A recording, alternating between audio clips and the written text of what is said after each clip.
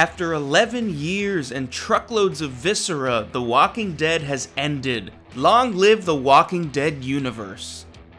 The drawback of being a pioneer is that when the thing you pioneered takes off, you're almost instantly old news. The Walking Dead revived the zombie genre, and the scale television shows could take on as well. With a body count that would make Westeros wince, let's see how the main story ended and how it has given birth to a universe. Usually to explain an ending, we have to begin with how we got here, but after 11 years and so many old members dying and new ones arriving and dying, we could be here all day. It's better just to figure out who's currently part of the survivors and what's left to finish up. First, there was Rick. Then there were the survivors. They tried to survive in farms, prisons, townships, and collectives until Rick was shuttled off by the helicopter people. Now the survivors find themselves at the mercy of a large community that's, surprise, run by someone terrible. So the survivors are destabilizing another community. Negan has been on his redemption tour after trying to sacrifice himself to save his wife and kid. When that goes wrong, he gets out-gestured by Ezekiel just in time for the Daryl Brigade to show up. After Eugene outed the governor's being awful, she's gone into damage control mode. Only her usual cry wolf this time is an actual horde of wolves who can climb walls and open doors. Uh-oh. In the governor's desperation to hold on to power, she ends up shooting Judith. You can't shoot Judith. She's one of the only Grimes we have left.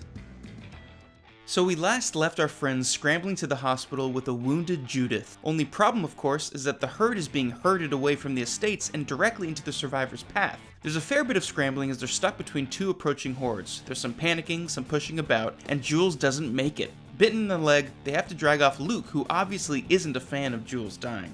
A beaten up Daryl takes a shot Judith to the hospital, but the hospital is not in the protection zone, so a fainting Daryl shows up just in time to see the army moving out key supplies. An unfainted Judith closes them up just in time. We get to see Eugene, Gabe, and Rosita making their way after getting cut off, with Rosita even getting a Hulk mom moment. But true to Walking Dead, not only was her fall a fake death, but her escape a fake escape, as she was bitten on the shoulder.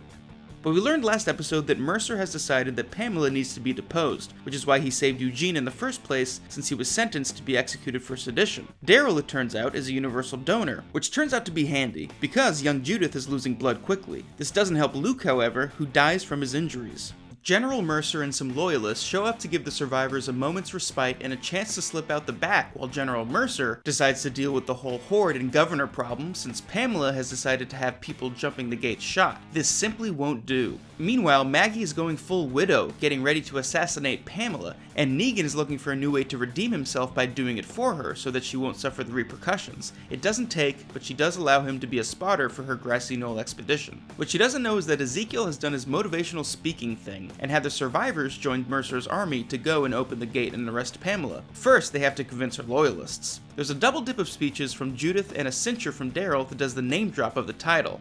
That's right, after 11 seasons, Daryl says, "We aren't the Walking Dead." The speech works on the remaining army members who give Gabriel the keys to the gates to let the townspeople into Swanky Town. Mercer orders the arrest of Pamela, who tries to commit to ending it all herself by walking into the zombie teeth of her former right-hand Hornsby. But since Negan pointed out that being arrested is a fate worse than death for Pamela, Maggie stops that with a sniper shot to zombie Hornsby's head. Mercer concocts a plan to lure the zombies to the center of town via Living Color's Cult of Personality on Pamela's record player. Fitting. And then have the needle arm rigged to trigger a big kablooey of the fuel and private sewers of the estate. The ensuing fire and aftermath aren't that big of a deal because we skip to the celebration dinner and long goodbye for Rosita and then flash forward a year. Ezekiel is now the mayor, Mercer is the lieutenant governor, the communities are all connected and trading. Maggie has decided to send Daryl Dixon off to a spin-off, Negan left for his during the celebration dinner. Carol gets a tearful send-off as she's running operations for the Commonwealth now. Oh yeah, and that backpack with Rick stuff in it that Michonne found in Jersey? Turns out Rick threw it there after writing a letter in a bottle to Judith. We learn this as we intercut between his letter and Michonne writing a letter and a montage of characters saying, "We're the ones who live," before Judith says it to her brother overlooking the lavender fields. If it doesn't quite feel like an ending, it's because it's not. As The Walking Dead bows out after 11 seasons, it gives way to The Walking Dead universe. Fear the Walking Dead will continue with Morgan. Tales of the Walking Dead started at 6 episodes starting back in August as an anthology series. Daryl Dixon will find our brooding breakout star, one of the characters created specifically for the show and not from the comics, storming the beaches of Normandy. Kinda. He'll be in France. When Maggie said she wanted to find out what's out there, she meant out there. Maggie and Negan will get another chance at redemption after Maggie told him that all she sees when she sees Negan is him cracking Glenn in the head and then mocking him as he did. Which, fair, really. So, while she wouldn't forgive him in the finale, they'll get 6 episodes of their own to try again. Finally, Michonne and Rick will get their own series still in search of a name. In those 6 episodes, we hopefully will find out who the helicopter people are, why there's no escape for the living, why it looks like Michonne is charging the survivors' caravan, or a vaguely organized group of walkers, and who is making her armor because it looks really cool. Bonus points. The after show reveals that Carl made the finale, sort of. While visiting the set on the last day of shooting, Carl Grimes actor Chandler Riggs was invited to grab some wardrobe and join the farmers in the background of the denouement sequence.